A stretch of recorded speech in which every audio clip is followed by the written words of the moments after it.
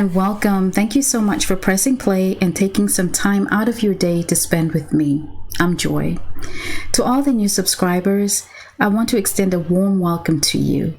It's my sincere hope that here you will find something that not just resonates with you, but offers you some encouragement as you continue on your journey.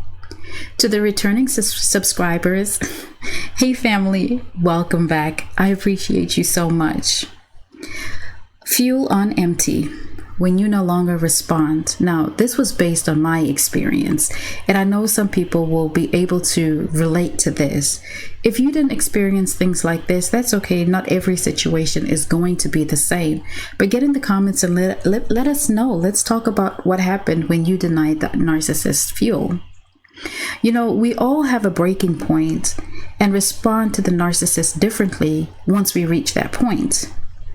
This is an inevitable result of most relationships with a narcissist. Let's face it, games, gaslighting, smear campaigns, flying monkeys, love bombing, and devaluation.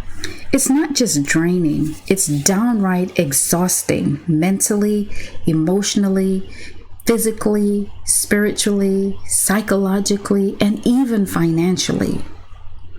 The narcissist notices when we say things like, "it is what it is," and no longer beg them for time, attention, or affection. When we begin to realize that this is a transaction-ship, we naturally withdraw. This invokes a reaction. You find that the narcissist will discard you shortly after, and this is a calculated move.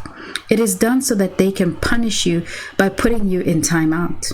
They will put you in the love cult, the narcissistic harem, with the intention of love bombing you, only to quickly devalue you and discard you in a rapid and brutal manner. This is all about punishment in their minds. In their mind, you are their property, and the narcissist wants to think on your behalf and dictate your worth and what you should tolerate. Listen, your life is just that. Your life.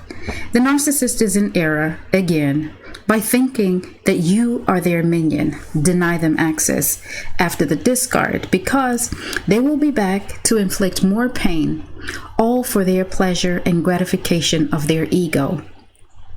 Not at your expense, okay? No, deny them access. Here's what I noticed from my own walk. The more I resisted the hover, the longer the narcissist went in between hovers. They always try to test the waters. I remember at the beginning of the pandemic and quarantine. Now, mind you, I hadn't spoken to this person in years. Never mind the fact that, well, not years, but in months, actually, in quite a few months. And never mind the fact that we actually have kids together. But I never heard anything at the beginning of the pandemic. Not a concern about how this time would affect my ability to provide for the kids, how they were, or how they were processing things. Nothing. And then when things started to get bad in the East Coast back in March and April, I received a text. The text said nothing more than "I'm scared." Nothing else. There was nothing like, "Are you okay? Do you guys need anything?" It was, "I'm scared." That's it. And then when things started to get bad here in Texas, I got the most ratchet of all texts. It said, "I don't know what I would do with myself if you and the kids catch the virus and die." Really? Wow. I shook my head. It's never about your feelings or your needs when it comes to the narcissist. And with history, because I had history with this one, I learned that if I was ever to give in to him, it would only be good for a period of about 2 weeks before the devaluation and discard would come. It is all punishment. Even those pathetic texts were nothing more than to devalue me.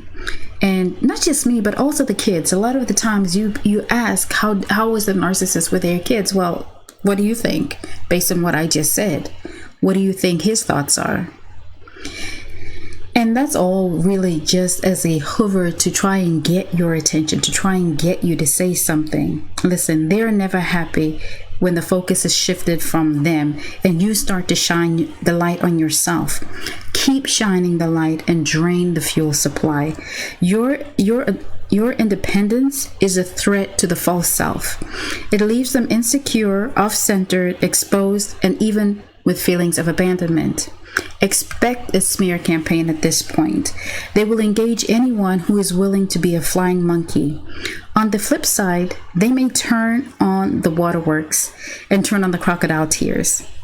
That is not your cue to engage. This is nothing more than another production of fantasy land in the narcissist's head.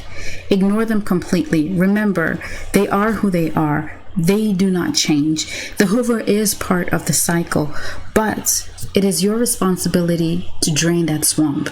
It is your responsibility to deny them fuel. And the longer you do this, the longer they will go in between Hoovers. That's why sometimes you don't always hear from them right away. And that's okay, because we don't want to hear from them, period. But stand your ground, remain firm, and stay busy doing the things that make you happy. Stay busy nurturing the people that nurture you. Stay busy nurturing yourself. Pour into yourself and deny them any fuel. So let me know what your experience was like in the comments. And until the next video, take care of yourself and take care of each other.